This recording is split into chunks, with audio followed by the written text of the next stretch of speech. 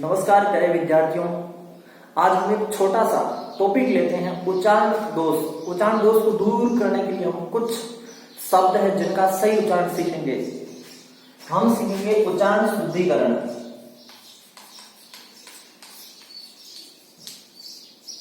उच्चारण शुद्धिकरण भाषा की सबसे बड़ी विशेषता ये होती है, यदि आपका उच्चारण शुद्ध नहीं है तो आपका लेखन और पढ़ने की जो क्षमता होती है वो प्रभावित होती है। यदि आपका उच्चारण शुद्ध है तो आप वर्तनी संबंधी कोई गलती नहीं करोगे और आप जो पढ़ोगे वो भी शुद्ध पढ़ोगे, शुद्ध पढ़ पाओगे। तो इसके लिए हम इसका सही उच्चारण करने की कोशिश करते हैं। आपने कुछ ऐसे शब्द देखे होंगे, जैसे देखिए स्कंध। अब मैं इनका उच्चारण नहीं कर रहा हूं, आप ही सीखिए।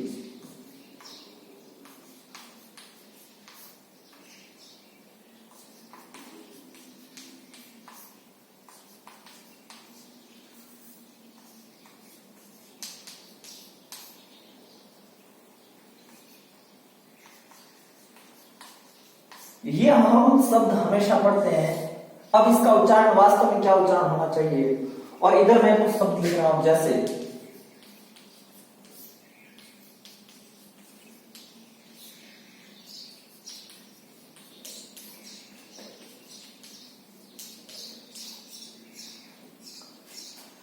तो ये शब्द है, मतलब यहां हम आज एक वर्ण की ही शुद्धता के बारे में पढ़ेंगे।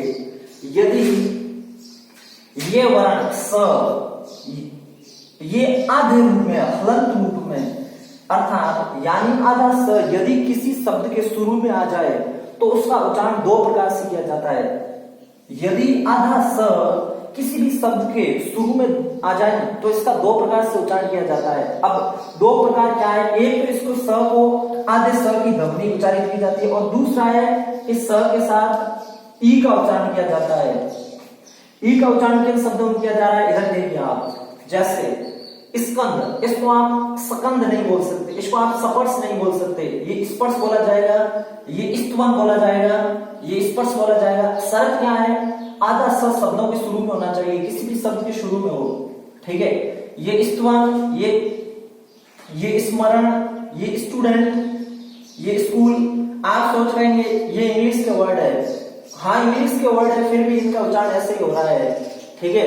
इधर देखो ये स्वपन, ठीक है, तो इसका स हो रहा है, ये भी शुरू में है, ये स भी शब्द के शुरू में है, लेकिन इसका उच्चारण इस रूप में नहीं हो रहा है, मतलब स के आगे ई का उच्चारण नहीं हो रहा है, लेकिन उन शब्दों में हो रहा था। तो इसके मतलब जो देवनागरी, हिंदी की मानक लिपि देवनागरी है, उसका नियम क्या है वो हम जानेंगे। यह है स्वपन, ठीक है, यह है स्वयं, ठीक है, स्वयं। तो यहां भी इसका उच्चारण स हो रहा है। ये स्लो, इंग्लिश के वर्ड है स्लो, ठीक है, इसका यहां उच्चारण स हो रहा है। ये स्लेट, साफ नहीं लिखा होगा, ये स्लेट, ठीक है, इसका उच्चारण भी स हो रहा है। तो अब देखो ये उच्चारण स आधा और ई के साथ आधे स का उच्चारण कहां हो रहा है। देखिए मैं आपको सिंपल सा नियम बता रहा हूं। यदि इस स के बाद, ठीक है, यदि इस स के बाद क्या है, इस स के बाद कोई भी स्पर्श व्यंजन आ जाए, क्या आ जाए, स्पर्श व्यंजन आ जाए, तो इसका उच्चारण ये होगा, ठीक है, ई के साथ आधे स के रूप में इसका उच्चारण होगा, क्या आ जाए, स्पर्श व्यंजन, ठीक है, स्पर्श व्यंजन। अब आप सोच रहे होंगे कि स्पर्श व्यंजन कौन से होते हैं, जो पहले 25 व्यंजन होते हैं वो स्पर्श व्यंजन ही होते हैं। पहले 25 कौन से,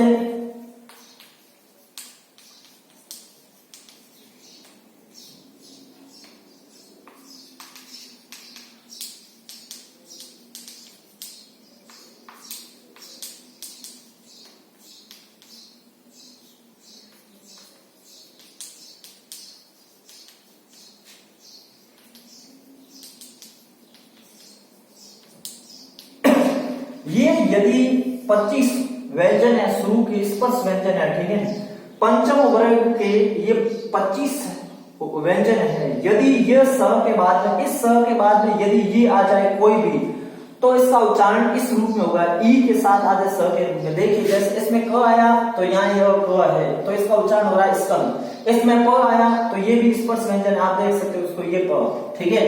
यहाँ त आया स्तवन तो ये भी स्पर्श व्यंजन है, ठीक है। यहाँ म आया तो ये भी स्पर्श व्यंजन है, ठीक है। ये स आया, स के बाद में ये ट आया, ट भी स्पर्श व्यंजन है, ठीक है। ये स्कूल आया, स्कूल के बाद में क भी स्पर्श व्यंजन है। तो इधर देखिए, तो यहाँ क्या नियम है, यहाँ नियम ये है कि स के बाद में कोई अंतस्थ व्यंजन आ जाए। अंतस्थ व्यंजन हिंदी में कौन कौन से हैं? य, र, ल और व, ये अंतस्थ व्यंजन है, ठीक है। और कोई उष्म व्यंजन या उष्म व्यंजन आ जाए। उष्म व्यंजन कौन से हैं? ये उष्म व्यंजन है, स, ह, ये आ जाए तो इस स का उच्चारण स ही होता है, आधा स ही होगा, न कि ई के साथ आधे स का उच्चारण होगा। जैसे ये व आया तो व अंतस्थ व्यंजन है, ठीक है, ये व, ठीक है। स्वपन हो गया, ये भी व आया है, यहाँ ल आया है, ल भी अंतस्थ व्यंजन है, ठीक है। ये स्लो हो गया, ठीक है, ये स्लेप। तो इस प्रकार आप देख सकते हो। अब आपको समझ में आया होगा कि यदि किसी शब्द के शुरू में स आ जाए तो उसका उच्चारण ई के साथ स का उच्चारण कहाँ होगा और सिर्फ आधे स का उच्चारण कहाँ पे होगा, ठीक है। आपको ये वीडियो अच्छा लगा होगा। धन्यवाद।